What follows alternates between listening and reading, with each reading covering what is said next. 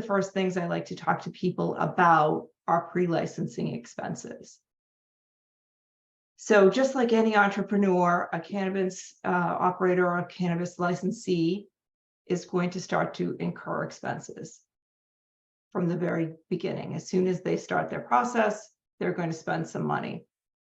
And it's really important in the beginning to think about tracking those expenses, because it's very important, especially in cannabis, to make sure that you have tracked all of your money in and money out transactions. And so in the beginning, before you have banking, you might be spending some of your own money, you might be using your own credit card, you might have other investors that are spending money on behalf of the business. So as soon as you've become a business and started the application process, every single expense related to that business needs to be tracked. And the best way to do that is to get banking as early as possible. There are banks that will work with you in the pre-licensing phase fairly cheaply, depending on what state you're in. Some states are better at banking than others. But if you are using your own money, it's really important to track not only the receipts for those expenditures, but what money you used and how it was spent. So did you use your own debit card? Did you use your own credit card?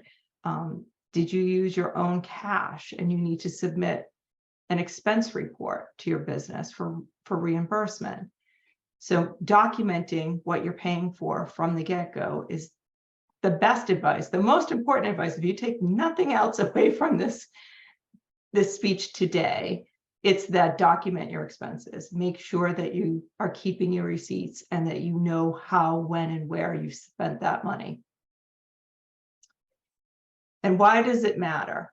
It matters because as you're putting your accounting file together, one of two things is going to happen in your licensing process. Either you're going to have to submit financial statements to your regulatory board, or you're going to have to file for a tax return. One of those things will come before the other thing, depending on where you are in your process. If the year end comes and you've only, you're not ready to be fully submitting your application, but you've spent money on this business, then you need to file a tax return. And part of your submission process, if it's a multi-year process, will be to provide tax returns.